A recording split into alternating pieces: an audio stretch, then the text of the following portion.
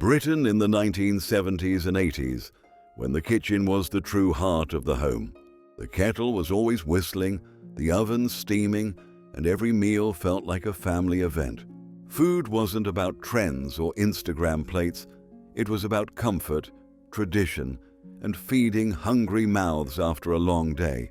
In this video, we're counting down 15 of my Gran's favorite dishes, meals that once sat proudly on British tables but have now all but disappeared.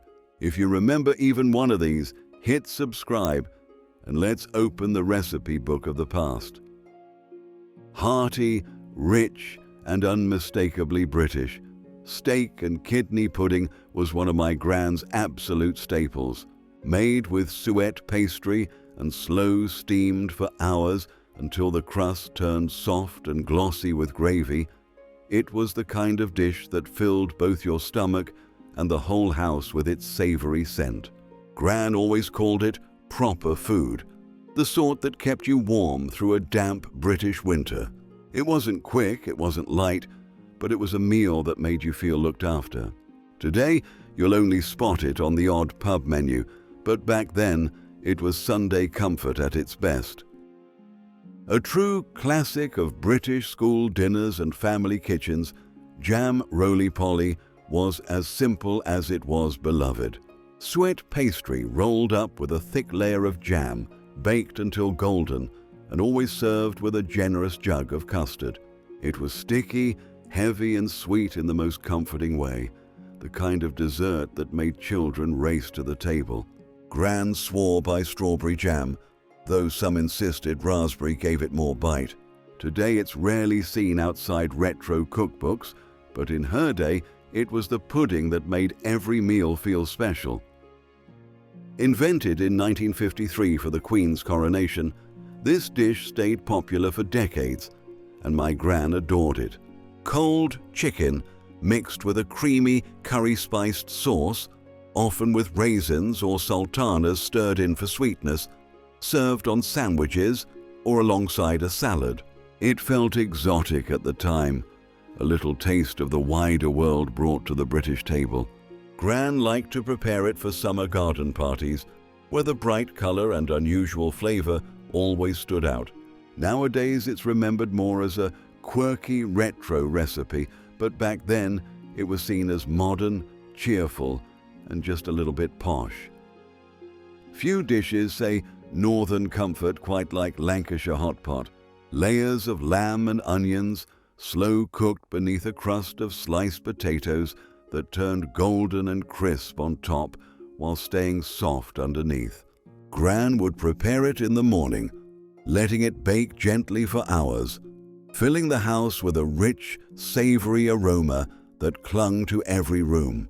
It wasn't a fancy meal, just honest, filling food that could feed the whole family without fuss.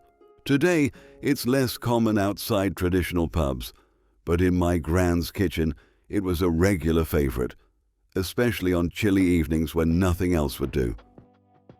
It might raise a smile because of its name, but Spotted Dick was once a staple pudding on British tables.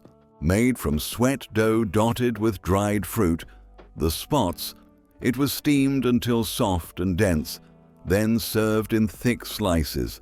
Gran always drowned it in custard, the sweet vanilla sauce soaking into every corner of the sponge.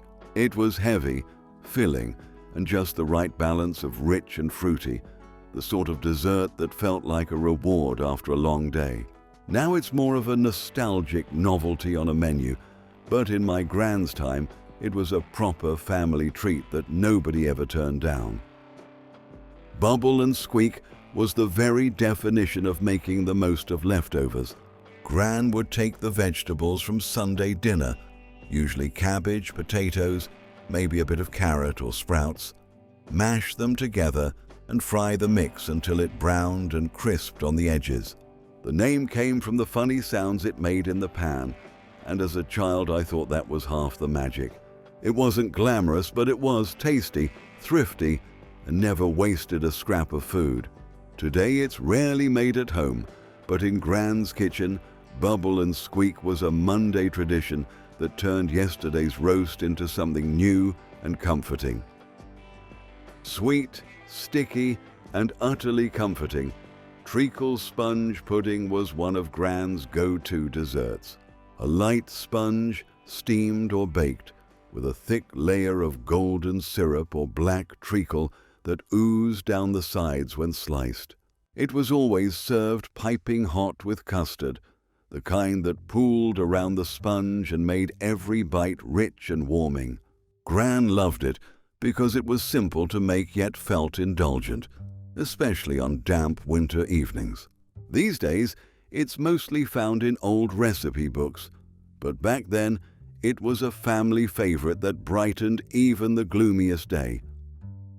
Kedgeree was one of those dishes that felt both homely and exotic at the same time.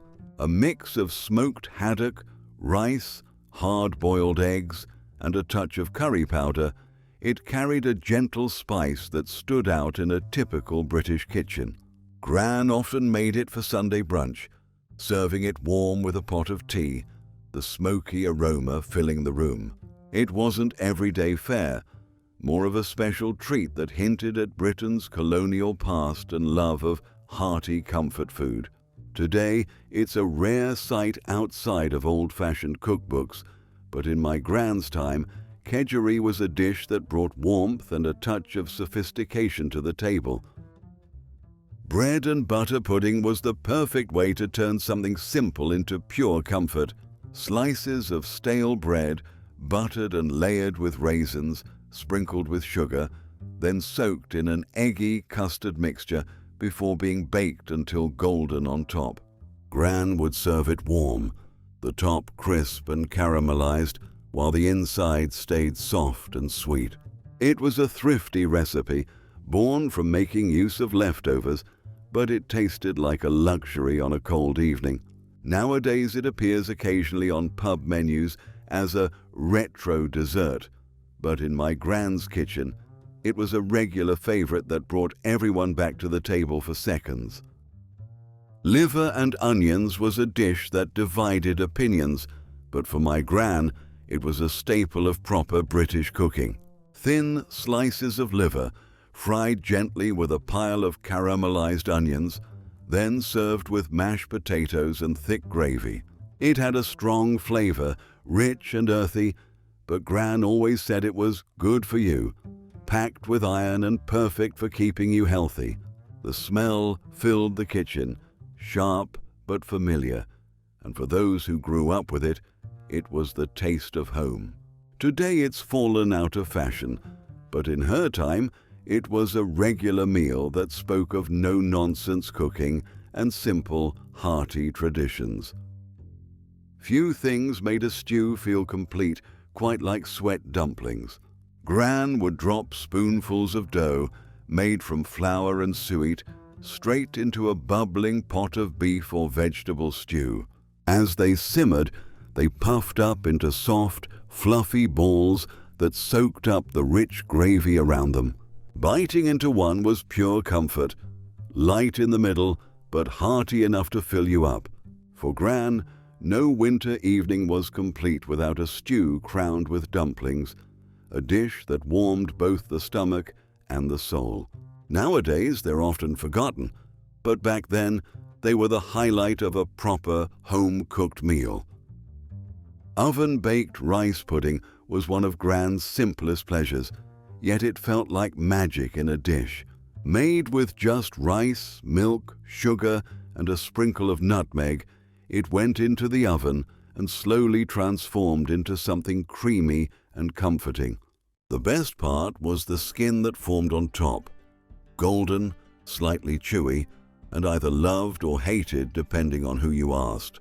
Gran adored it, spooning it into bowls while it was still steaming, often with a dollop of jam swirled in.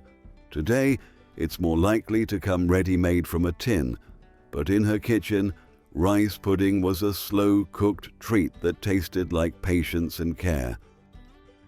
Corned beef hash was the kind of dish that proved you didn't need fancy ingredients to make a meal that hit the spot. Gran would take tinned corned beef, potatoes and onions, Fry them together until everything crisped up at the edges and serve it piping hot straight from the pan. It was cheap, filling, and perfect for feeding a hungry family on a budget.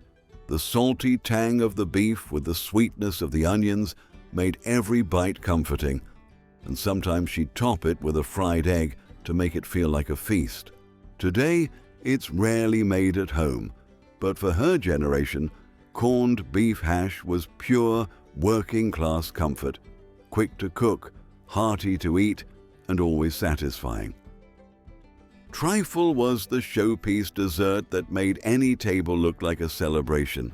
Gran's version always started with a layer of sponge soaked in sherry, topped with fruit from a tin, usually peaches or mandarins. Then a thick wobble of jelly. On top went custard, whipped cream, and a proud scattering of hundreds and thousands of flaked almonds.